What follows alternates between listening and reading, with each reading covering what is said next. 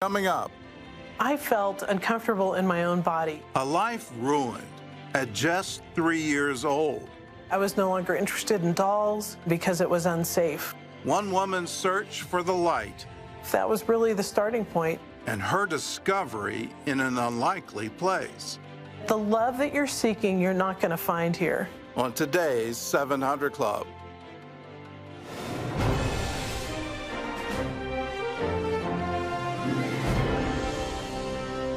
Well, welcome to the 700 Club. State houses from coast to coast are boarding up.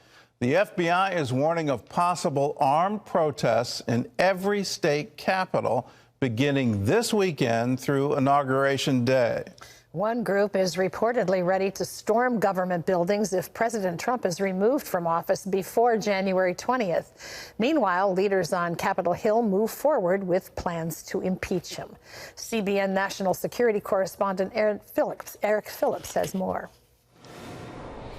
Though the president has been mostly silent since last week, there is word this morning that he is acknowledging some blame for the riot at the U.S. Capitol last Wednesday. That coming from House Republican leader Kevin McCarthy, who says the president expressed that during a phone call with him.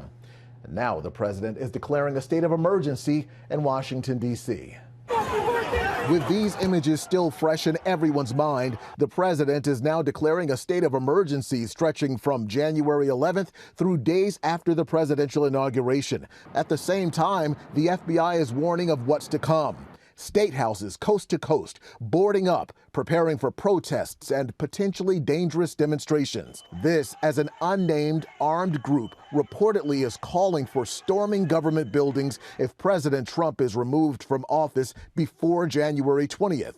Still, efforts to impeach the president move forward. Sadly, the person who's running the executive branch is a deranged, unhinged, dangerous president. More than 200 House Democrats introduced a single article of impeachment Monday, charging the president with incitement of insurrection after they say the president, with his rhetoric, encouraged a mob to attack the U.S. Capitol last week. Evangelical leader Franklin Graham says impeachment would be a mistake. I think it's a mistake because, on one hand, they talk about unity and bringing the country together, but yet you try to impeach the president a second time. It's just going to further divide the country. They say that if we impeach, it could make matters worse. Matters can't get worse. We just had a potential coup attempt. Even some of the president's staunchest allies have turned on him. I do think the president committed impeachable offenses. But one Senate Democrat is calling on House Democrats to reconsider. I think this is so ill-advised for Joe Biden to be coming in, trying to heal the country, trying to be the president of all the people when we're going to be so divided and fighting again. Graham says the actions at the Capitol that took 5 lives, including an officer, should be dealt with severely. And I hope they'll be able to identify every one of them and prosecute them, put them in jail. Vice President Pence and President Trump met for the first time on Monday since the attack. They've pledged to work together in the final days of the administration. Meanwhile, acting DHS Secretary Chad Wolf has become the latest member of the administration to resign over the situation. A House vote on the impeachment is expected to happen tomorrow. Eric Phillips, CBN News. Well, if there was ever a time to pray for America, it's right now. We need to pray. The violence seems to be spreading, the FBI issuing warnings. We're far from having a peaceful transfer of power. The first time in our history where we're not recognizing the election results, and that's leading to upheaval from coast to coast. We need to pray. We need to pray for God to intervene, for only the Prince of Peace can bring us peace. So please be in prayer for our country. In other news, big tech is coming under fire for shutting down President Trump and a social media app popular with conservatives. John Jessup has more on that story from our CBN News Bureau in Washington. That's right, Gordon. The social media platform Parler is suing Amazon for getting booted off the tech giant's web hosting services and forcing it offline. Amazon claimed Parler's users were inciting violence after last week's riot on Capitol Hill. The controversy is just the latest in the ongoing debate over free speech versus censorship online. Mark Martin has the story. Conservatives claim a big tech crackdown on free speech is taking place, and they point out that many others, including leftists and rogue regimes, post threats of violence on Twitter with no consequences. The list is growing. Twitter took its action Friday to permanently suspend the president's account.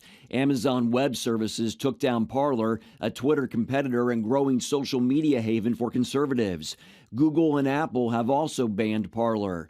The claim that Parler is partly responsible for the Capitol assault. The CEO maintains that's not true because his platform did not even have a way to coordinate an event. Ken Blackwell of the Family Research Council. There's a real lack of consistency by those big tech companies. They're alleged to be neutral platforms for the free exchange of ideas, and that any regulation that they have will be evenly and fairly applied. Well, these are platforms that still allow for dictators and tyrants from other countries to communicate their messages freely. Former Homeland Security counterterrorism official Elizabeth Newman says while these companies should be held accountable, the current situation calls for a different priority. Right now, we need to make sure that we don't see another set of incidents like we had last week. Right now, we need to calm the temperature and get people focused on what happened January 6th. Let the investigation unfurl, arrest the people that violated the law, and then let's have a proper debate about Section 230. But Media Research Center President Brent Bozell and other conservative leaders want big tech companies broken up after what they call sweeping acts of censorship against conservatives and President Donald Trump. Bozell added, big tech has declared war on free speech and is now an existential threat to democracy. Meanwhile, Senator Mark Warner of Virginia calls the United States Capitol a crime scene. The likely chairman of the Senate Intelligence Committee has also requested that telecommunication and social media companies save any evidence associated with the, quote, insurrectionist attack in order to bring rioters to justice. Mark Martin, CBN News. Thanks, Mark. Turning now to the battle against the coronavirus. The United States now in the second month of the biggest vaccination drive in history, with a major expansion of the campaign that includes opening football stadiums, Major League Baseball parks, fairgrounds, and convention centers. Dodger Stadium in Los Angeles has been used as a testing site, the biggest in the country. And now it also will serve as a place to get vaccinated, and more will be added as well. These 5 sites, in addition to our private partner sites, will allow us to complete an additional 500,000 vaccinations among our healthcare workers by the end of January. So far, just 35% of the 25 million doses distributed to the states have been administered. Well, with just 8 days to go before his inauguration, President-elect Joe Biden is putting the final pieces of his cabinet in place, Monday announcing veteran diplomat William Burns to lead the CIA. Burns has worked in U.S. foreign policy for 33 years under both Republican and Democratic presidents. Burns is the final pick in Biden's 15 cabinet nominations. If all are confirmed, it will be the most diverse in history. Well, the Trump administration is using its last few days in office to make some foreign policy moves, including redesignating Cuba a state sponsor of terrorism. Secretary of State Mike Pompeo stated the communist nation's harboring of terrorists in his announcement yesterday. Pompeo said Cuba's government must, quote, end its support for international terrorism and subversion. It is a reversal of President Obama's policy that he lifted the designation back in 2015. The Cuban government criticized the move, as did Senate Democrats, who said it will hamper President-elect Biden's ability to work with Cuba. Well, in England, the home where J.R.R. Tolkien wrote 2 masterpieces of English literature is up for sale. The house in Oxford is where Tolkien wrote The Lord of the Rings and The Hobbit.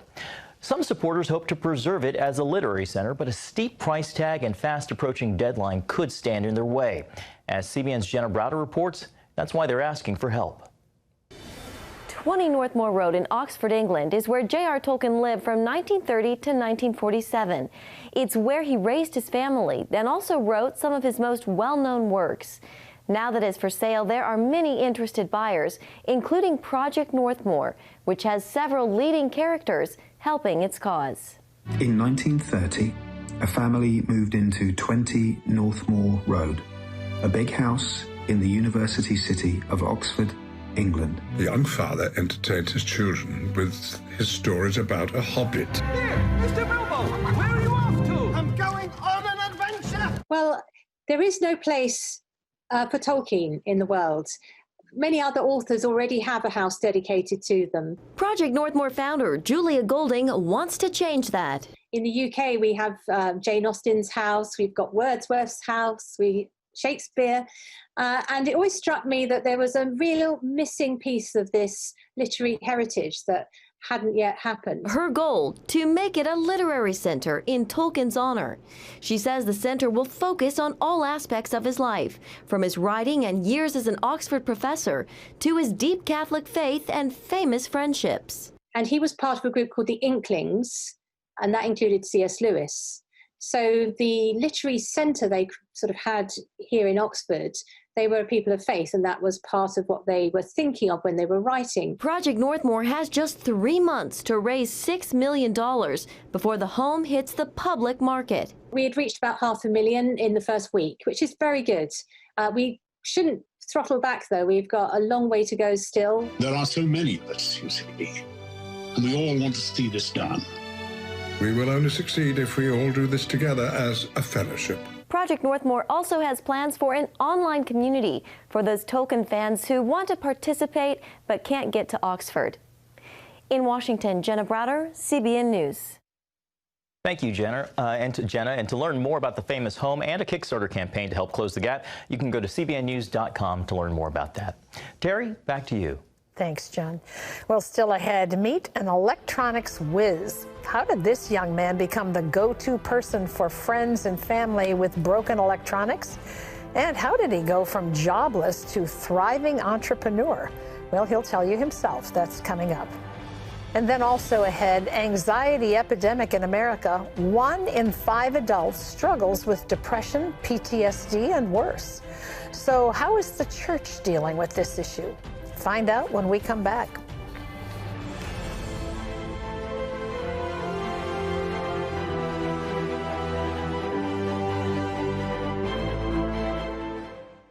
Your news channel, your shows, the stories you care about.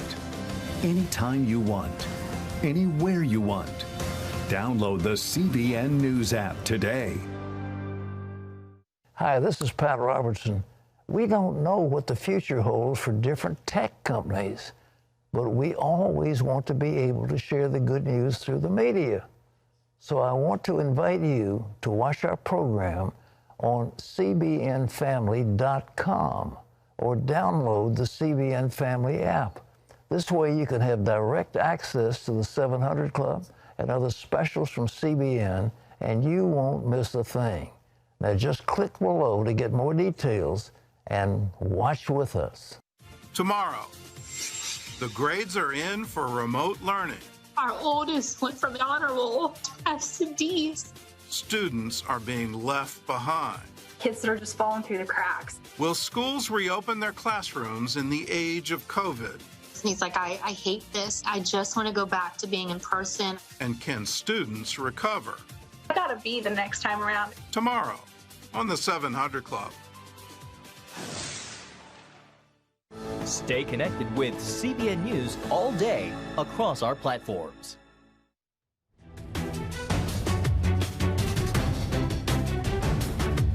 Before COVID-19, a church in Nashville started addressing mental health issues in the community, including networking with healthcare resources.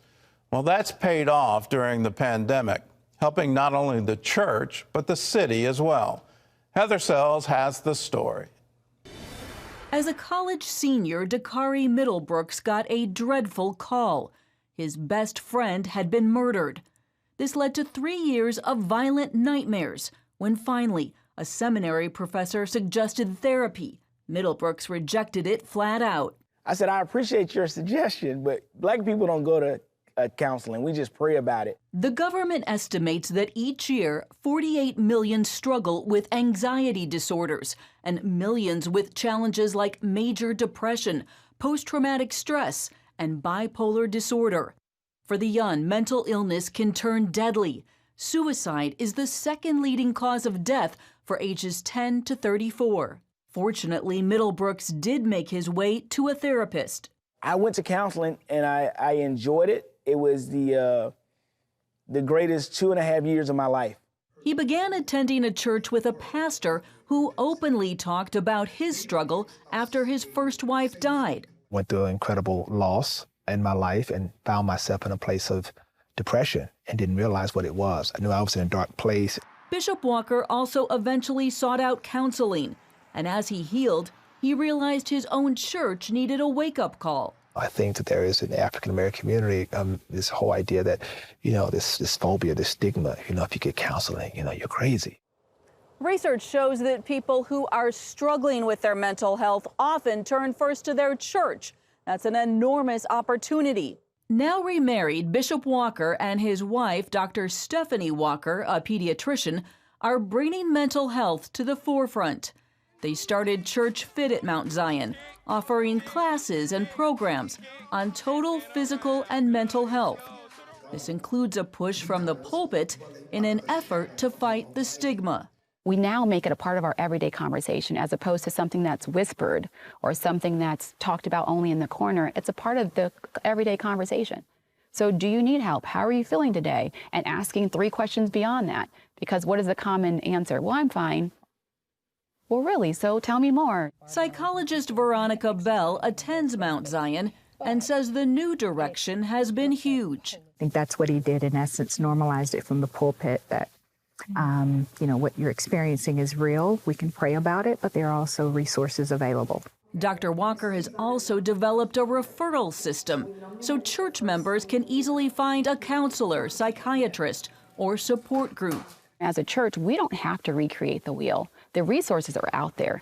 We have the people, they have the resources, we serve as connectors. And Mount Zion makes sure its people know how to help, ask the right questions, and not let go when someone is hurting. It's not an option to leave you. It's not an option to hang up the phone. It's not an option to tell you we can't help you. Where do I need to send you next? And they're trained to figure out immediately in that moment what are the next steps in terms of getting this person help and getting them connected. Flash forward to 2021 and Mount Zion has gone completely virtual. Its focus on mental health still big and perhaps more important than ever as leaders know that COVID has brought extra stress and anxiety. There are moments in this past year, if we were honest, we didn't think we were going to make it. Mount Zion is using its website, Facebook, and other social media to communicate about spiritual, mental, and physical health. The church is also serving as a testing site for COVID, and it's encouraging its members to get the vaccine. It hopes to go back to in-person services sometime this year. For Middlebrooks, he's gone from shame to healing to transparency. He writes about his journey in the new book, The Depressed Millennial. And he says he's seen a change in his church as well. I think the church is now aware that there has to be a space. And I think that's what we've been able to do here at Mount Zion is carve out a space for dialogue. A lot of people were afraid to share that I'm broken. Reporting in Nashville, Heather Sells, CBN News. I think this is wonderful. The church I go to, the pastor's been open about his own struggle with depression, and it's okay to talk about it. It's okay to talk about what are the proper steps to take and how to get medical professionals who are also Christian to come alongside you and help you through. That we need to recognize that your mental health is just as important as your physical health. Why is it okay to talk about diet and exercise, but not talk about the things that you need to get right mentally? And instead of calling it post-traumatic stress disorder, we should just call it post-traumatic stress.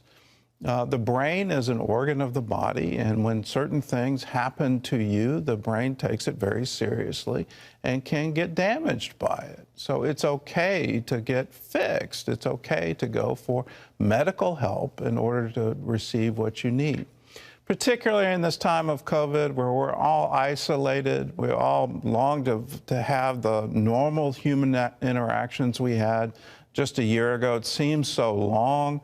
All the isolation, and it's no wonder people are under stress. It's no wonder that we're having all these problems in our country. So get the help you need. Please reach out to your church and don't go through what I call the old way of doing church, where, you know, how are you doing? And, you know, I'm doing great, and I'm too blessed to be stressed, and all of this kind of thing. Be honest with how you're doing. Seek out that help. You can have plenty of ways to get Christian counseling. I encourage you, if you're going through mental stress, please get the help you need. Terry? Well, still ahead, fed a lie. This woman was told the Bible and homosexuality go just fine together. So what happened when she heard the truth? Stay tuned to find out. Plus, he lost his job, his car, and his home. So how did this young man wind up running his own business and making six figures? Well, you have to see it to believe it after this.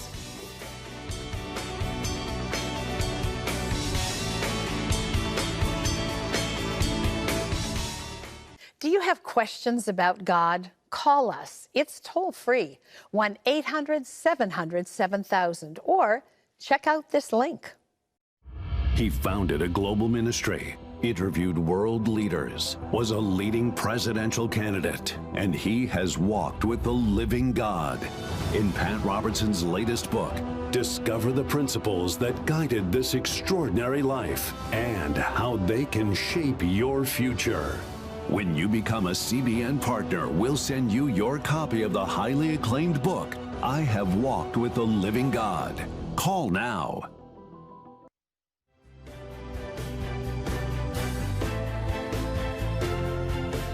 Dennis Dixon has a way with electronics. He can fix just about anything. So when he lost his job, his car, and finally his home, Dennis had a choice to make. Well, what was it? And how did it lead to what Dennis calls ridiculous favor? Take a look. Dennis Dixon has been fascinated with electronics ever since childhood. It all started when his mother gave him a walkie-talkie. I broke it on my birthday, and I was like, oh man, I can't tell her that I broke it. So I was like, I'm gonna try to fix it. And I didn't know how to fix it, but I opened it up and I saw the inside, and it just caught me. And I've always been interested with electronics since then. Soon he became the go-to person for friends and family with broken electronics. His father began to notice his son's talent. It was just like a hobby, like any other hobby. And he saw me doing it, and he was like, you know, you could do something with this. So he was like, let's post an ad and see what happens. And the phone just kept ringing. People kept calling, and I'd fix one phone, then two phones, then they would tell their friends.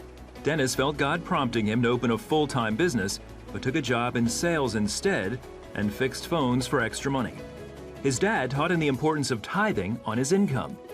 Tithing is you trusting God with what he's given you and honoring him, you know, 10% of the 100% that he gives us every day. Setting aside money for God, for his kingdom and for his purpose, and learning how to trust God with your fears, with everything you have, including finances. That trust was put to the test when the large electronics store he worked for went bankrupt. Dennis and his mother lost their jobs at the same time. Soon after, they lost their car and then their house. And I think from that moment, I realized that faith wasn't just a feeling, but it was a reaction. Like, how am I going to choose to respond to this? Am I going to panic, or am I going to continue to trust God?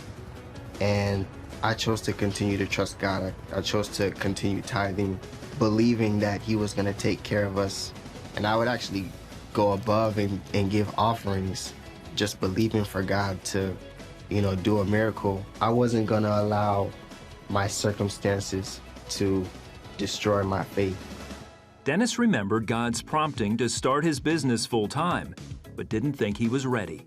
My response was, if that's what you want for me, make it to where that's the only option I have. While out looking for a job, Dennis noticed a retail space for rent. When he spoke with the owner, she offered him a lease that gave him free rent for several months for his fix-it-shop idea.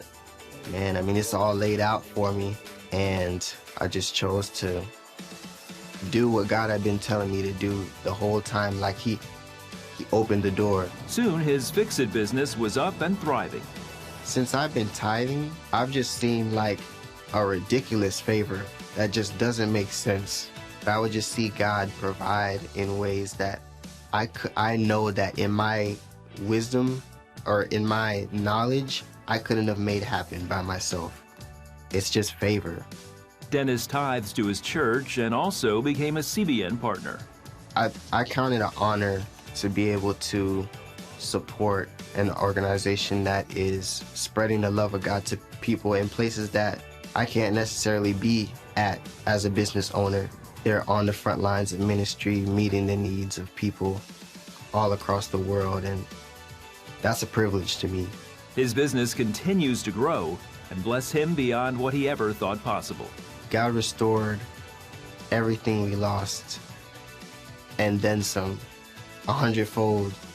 Like, I never would have thought that I'd end up here, running my own company, making 6 figures. Every day, it's a blessing. And I'm just grateful and thankful for it. Don't you just love Dennis? Love what his life stands for. Love the opportunity that he saw and then he took. And here's just a wonderful quote. I just did what God told me to do. That is how simple it is, when you just do what God tells you to do. Now, for Dennis, it was a risk. It's a risk to start a business. It's a risk to be an entrepreneur. It's a risk, but I like to spell faith, R-I-S-K. When God tells you to do something, he's expecting you to do it. He's expecting you to take that first step. I also love what Dennis said. Faith is a reaction. You know, when bad things happen to you, how do you react? And I think this is a message for America today. Bad things are happening to us, and how are we going to react? Are we going to say that the end is near and it's time to fold up, or are we going to say, no, our God lives and he reigns and he's still on the throne? Let's move forward in him. Let's do what he tells us to do. When we do these things, here's a promise that will happen. Why will it happen? Because God watches over his word to perform it. Here is his promise for you. And all these blessings shall come upon you and overtake you because you obey the voice of the Lord your God. Don't worry about what others are doing for you. When you obey the voice of the Lord your God, then wonderful things can happen. For Dennis, here he is, he's unemployed, he's lost his car, he's lost his home. It's bad, but God shows him a way out, shows him an opportunity, and he says, yes, I'll obey what God is telling me to do. And then the blessings overtook him. They just were more than he could possibly imagine. God restored to him everything that was lost, and then some. He restored 100-fold. He'll do that for you. Why? Because he loves you. He wants to bless you. When you walk in obedience to his word, that's when these blessings overtake you. Now, January 2021, I want you to resolve that you're going to do this, that you're going to live life God's way. When you do it his way, then the wonderful promises come for you. If you want to start doing that, do what Dennis did. He joined the 700 Club. How much is it? Well, it's just $20 a month. That breaks out to 65 cents a day. Some of you can give at a higher level. We have 700 Club Gold for you at $40 a month. We also have 1,000 Club.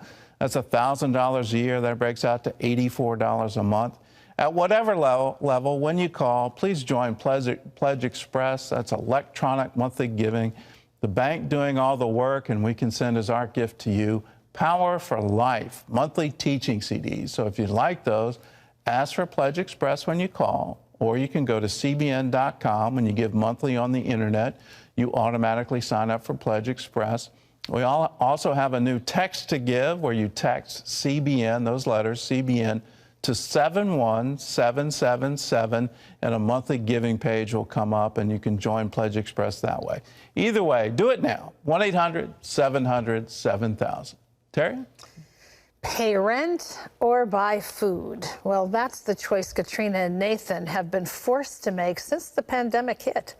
Work for Nathan has been sporadic, and he worried that his wife and his little girls weren't going to have enough to eat. But not anymore. Now the family has plenty of food. So what was it that made the difference? Take a look.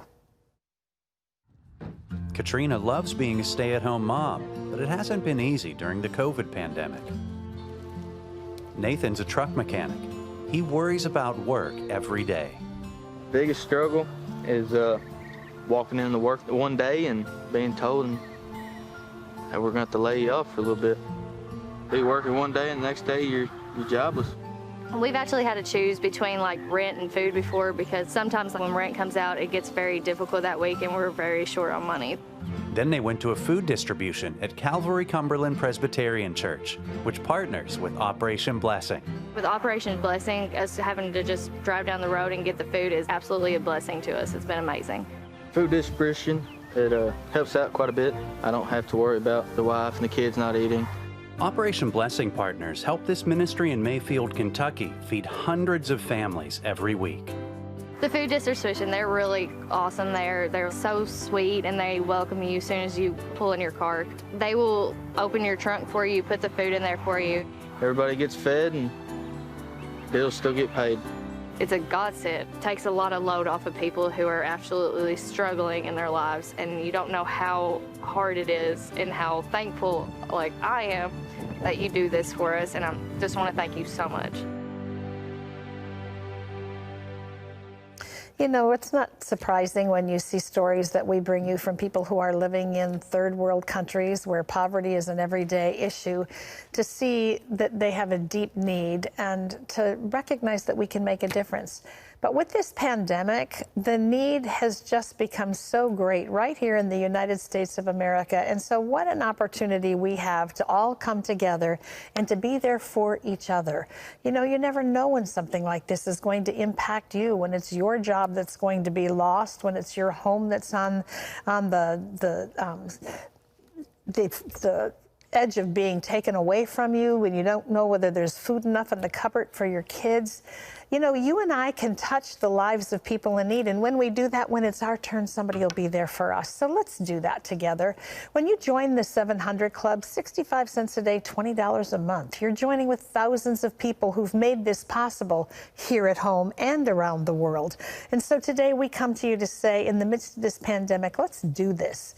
Go to your phone and call. Our number's toll free. It's so simple, 1-800-700-7000. Just call, say, I want to join the 700 Club. But there are many options you have to do that. For example, there's a general membership at the top of the list, but maybe you're already a 700 Club member. Why don't you go to the 700 Club Gold level at $40 a month, or become a 1,000 Club member or a 2,500 Club member? Founders join us at $417 a month. That's $5,000 a year. You can make a huge difference when you call right now. You know what? We want to say thank you to you when you call to join the club or increase your membership by sending you Pat's new book, I Have Walked with the Living God. This is a remarkable account of all of the ways that God has faithfully met Pat at every turn in the road and given him wisdom, direction, guidance, favor. We want you to read this. Your own faith, I know, will be encouraged by it. And when you become a CBN partner, you'll also receive instant access access to the audio version of I Have Walked with the Living God. That's read by actor Kevin Sorbo. You can listen at home or on the go on your computer, your phone, your smart TV, or your favorite device by using the CBN Family app. Activate your streaming link when you join as a CBN partner today, and all of this is yours. We say thank you in advance. Gordon? Well, just imagine your daughter going blind in one eye, and she needs not one but 2 operations to restore her sight, and you have no money to pay for even one of the operations. Well, that's what a single mother in Honduras was facing. So what did she do? Well, you're about to find out. One thing that 8-year-old Kimberly enjoyed was drawing and coloring. Then she began to notice that her right eye was getting blurry and irritated. I thought there might be something in my eye that was making it hard to see. Kimberly's mom, Carla, noticed that her daughter's right eye was also bloodshot. It seemed like it might be conjunctivitis. I looked, but could not see any dirt in her eye. The next day, she took Kimberly to the doctor. The doctor told me she had a cataract that needed to be removed and that it was a very expensive surgery. Carla's husband abandoned the family 7 years ago. As a single mom, Carla wondered how she could raise enough money to pay for an operation. My daughter said, "Mom, I want to have the surgery because I want to see." That made me cry because she is my daughter. I ask God with all my heart to heal her. A few weeks after the first diagnosis, Kimberly woke up and discovered that she was now totally blind in her right eye. Her mom rushed her back to the eye clinic. The doctor said now she had a cataract and a detached retina. He said she now needed 2 separate operations to restore her sight. When Carla said she could not afford either surgery, the staff member referred her to Operation Blessing in Honduras. When I heard that, I had faith that my daughter would see again. I know that God heard us and was opening a door for us. Operation Blessing arranged for Kimberly to receive both eye surgeries for free. The first repaired the detached retina, and the second removed the cataract and replaced it with a new lens. A short time after the operations, we were there as the doctor removed the bandage, and Kimberly told us that she could see again. Now I can see again. I can play, run, I can do many things. Operation Blessing is a place where they open doors to help people who really need it. I appreciate your help. You have no idea how much I thank you. And that thank you goes to you if you're a member of the 700 Club. Imagine being part of that. Imagine being part of that blessing. We've got lots of operations in Operation Blessing, and we want to help people in need, people who can't afford surgeries. We want to be there for them, to give sight to the blind. What a perfect expression of what Jesus wants to do in the world today. You can be a part of it. How? Join the 700 Club. A portion of every gift to the 700 Club goes into the wonderful work of Operation Blessing, where you're feeding people right here in America. You're providing disaster relief whenever there's a hurricane, tornado. We want to be there for people in need. And you're also providing wonderful surgeries for people around the world. You can be a part of all of it by joining the 700 Club. How much is it? Well, it's just $20 a month. That's 65 cents a day. You can join 700 Club Gold. That's $40 a month. 1000 Club is $1,000 a year. That's $84 a month.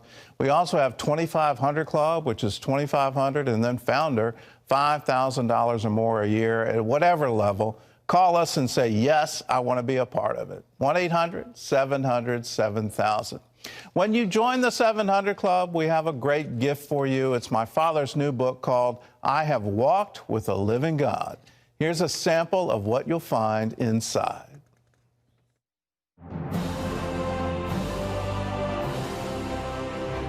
Hi, this is Pat Robertson with an excerpt from my new book, I Have Walked with the Living God, read by actor Kevin Sorbo. I hope it will be a blessing to you as you walk with God. If anyone tells you that crucifixion is fun, don't believe him. But for the new man to be born, the old man must die. If they attempt to live side by side, there will be constant warfare. In other words, there's no way that God Almighty will ultimately use somebody whose life is filled with pride and whose goal is material gain. For God to begin his work in me, something had to happen. Get your copy today when you become a CBN partner. Call 1-800-700-7000 or go to cbn.com. Hello, this is Pat Robertson. I've written a book called I Have Walked with the Living God. In its pages, I've shared many of the things God has spoken to me. At one time, the Lord told me, and I quote, "Do not fear the future, for I am the future." I can tell you that when you step out into the future, you step out into the hands of a loving God whom you can trust not only for tomorrow, but forever. In Pat's dynamic latest book, you'll learn how to receive favor, wisdom, and discernment, how to overcome obstacles, and live a life that is exhilarating and full of promise. I think this book can help you live that kind of a life. Call 1-800-700-7000 or go to cbn.com to receive your copy today. Still ahead. The Bible and homosexuality go just fine together. The lie that led to her lesbian lifestyle. And I just sensed that there was something off about that. And the voice of truth that set her straight. That opened a door for me to enjoy being a woman.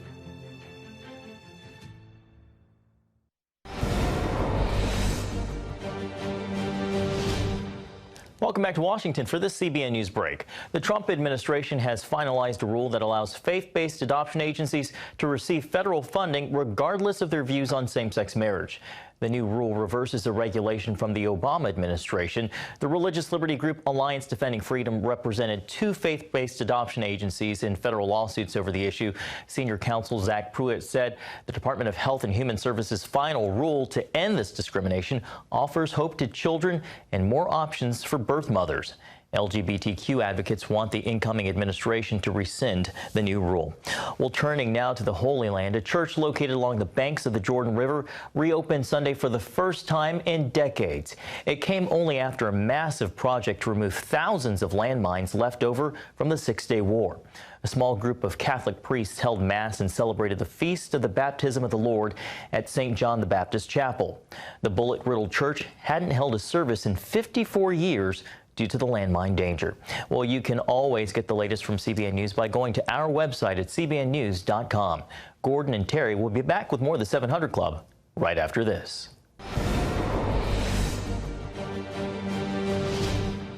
Hi, folks. This is Pat Robertson, and I want to thank you for watching the 700 Club. Now, make sure to click the subscribe button below so you'll never miss an episode. The team at CBN always reads and responds to your comments and prayer requests, so keep them coming. Tomorrow, the grades are in for remote learning. Our oldest went from honor roll to F's to D's. Students are being left behind. Kids that are just falling through the cracks. Will schools reopen their classrooms in the age of COVID? He's like, I hate this. I just want to go back to being in person. And can students recover? I gotta be the next time around. Tomorrow on the 700 Club.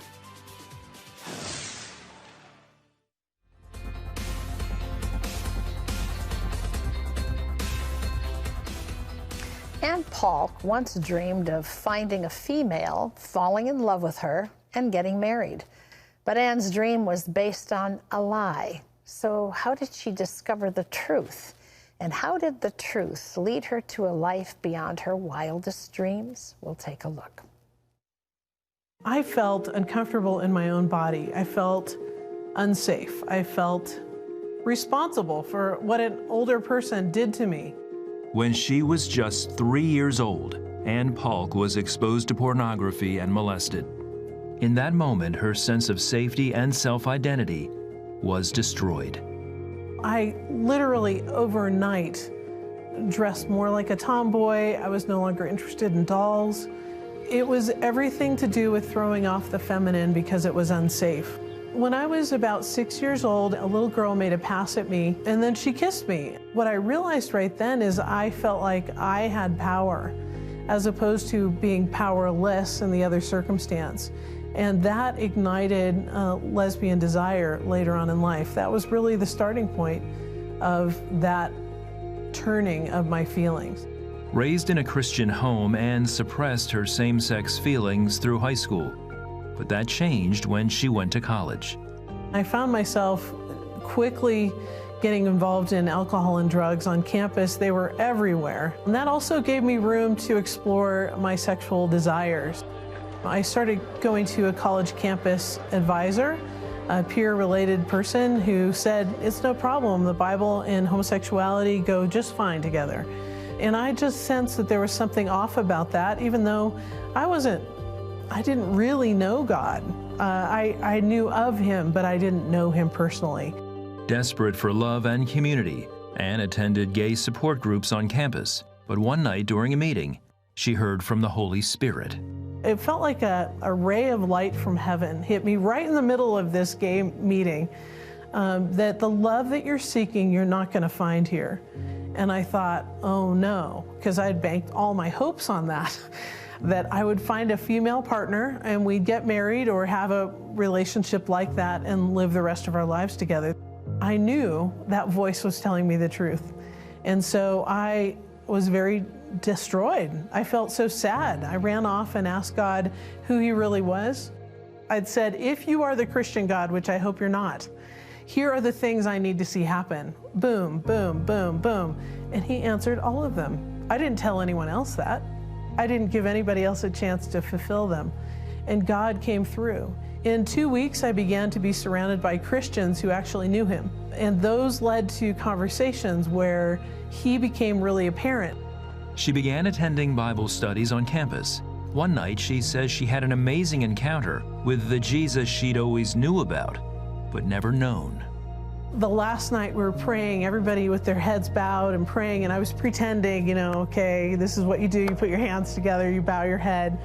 And a person was in that room, a person who is full of grace and kindness and full of authority. And he just revealed himself to me that he was in the room weaving in and out amongst the prayers of the saints. But around me, there was such a gap. There was a hole. It was void. And I knew that night, I told the pastor afterwards, I said, I have to have the person who was in that room in my life.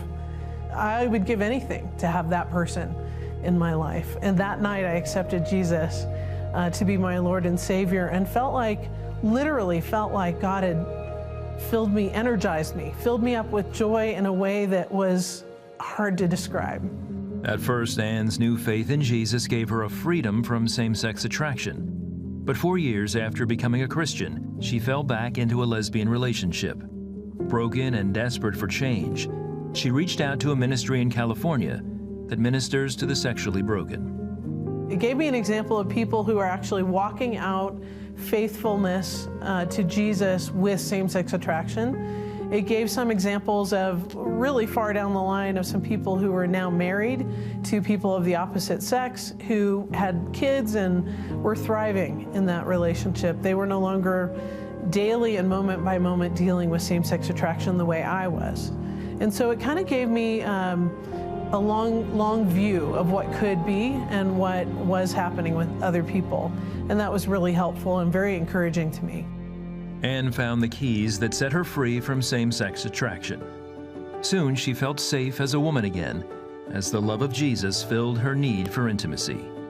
What was surprising to me is within 5 years of working on issues in my life, of forgiving people, particularly the fellow who molested me when I was younger, that opened a door for me to enjoy being a woman, and enjoying being a woman and really thriving in it with my relationships with other women kind of began to fill up my cup. And then I noticed that men are different. That eventually, this pathway led to me getting married. I never would have guessed that. And then having 3 children, I was given a bounty of beauty in place of my struggles by the King of Kings and the Lord of Lords. And he walked me through that step so that I could become more the woman he always intended me to be. Today, Anne champions healing from same-sex attraction as the director of the Restored Hope Network. I am so grateful that the Lord raised me up to be a leader in this movement of helping people leave homosexuality, and that is joy. It is absolute joy for me. Boy, we live in a day of so much confusion about so many issues, don't we?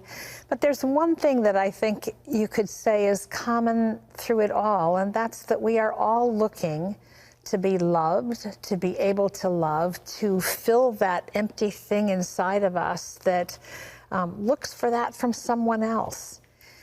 You know, God has a plan, and his plan is a good plan. And he started out with a man and a woman in a garden, and he has lots to say in the Word about what his plan for relationships is. It's not my opinion that matters or anyone else's opinion that matters, but if you're interested in what God has to say about it, then you need to first of all know him. And then you need to get in the Word. And then you need to understand what Anne said she encountered, which was this person who was filled with love and acceptance and grace, who's not out to harm you or to put you in a situation where you feel unloved, unfulfilled. He is our fulfillment.